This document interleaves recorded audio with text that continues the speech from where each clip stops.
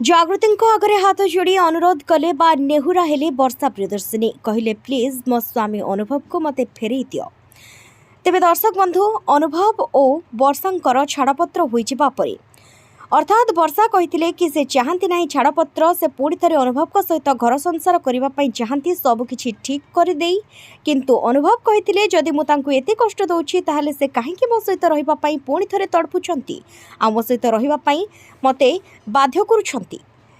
तेणु ए सब कथा भितर अनुभव कहिथिले एभली झियो सहित मु केबे रहिबि नाही आउ केबे भी एभली झियोर मुह मध्य केबे चाहिबि नाही बोली कहिथिले अनुभव। तेबे एभली सब परिस्थिति भितर दुहिंकर छाड़पत्र होइजिबा परे वर्तमान कथा उठुछि जे जागृति और अनुभव कर खूब शीघ्र विवाह हेबाकु जाउछि। तेबे खूब शीघ्र ही विवाह बंधन रे बांधी हेबे दुहे आउ ए कथा को नै अनुभव और जागृति मध्य राजी थिबा जणा पडुछि अनेक गुडी गणमाध्यम रो इंटरव्यू रे। तेबे एक इंटरव्यू रे जेतेबेले जागृति को पचरा जाइथिला जे आपणको बा जदि आपण अनुभव को विवाह करिवे तेबे आपणको आमे कोन डाकिले आपण खुशी हेबे मैडम जागृति ना भावी सेतेबेले जागृति कहिथिले ओडिया रे भाउजो डाकिले खुशी हेबी।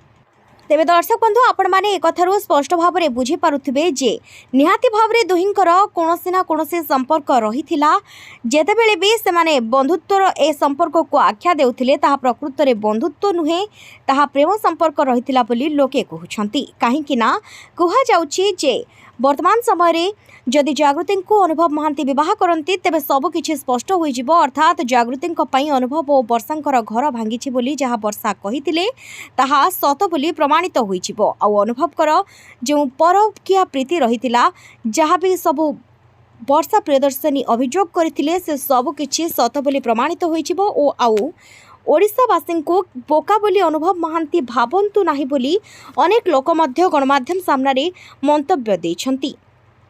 तेबे एहारी मध्यरे वर्षा किंतु निहाती भाव में जागृति सहित अनुभव को देखी सही पार नथिबे जेते जाहाले भी वर्षा अनुभव को खूब भल पाउथिले आउ तांको घरे राजी नथिले मध्य से जिदी करी अनुभव को विवाह करथिले खूब भल पाउथिले से अनुभव को तेणु करी वर्षा आदम भी सही पार नथिबे आउ जागृति को नेहुरा होई अनुभव को पुणी थरे मागी नियंते कि वर्षा एमिति कथा कुआडे वर्षा मने मने भाबुथिबे आ खूब कांदुथिबे बोली कुहा जाउछि।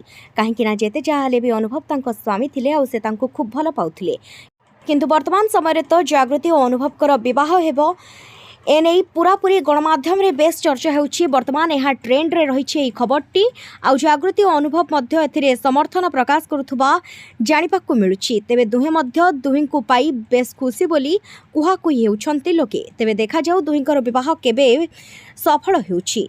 जय जगन्नाथ।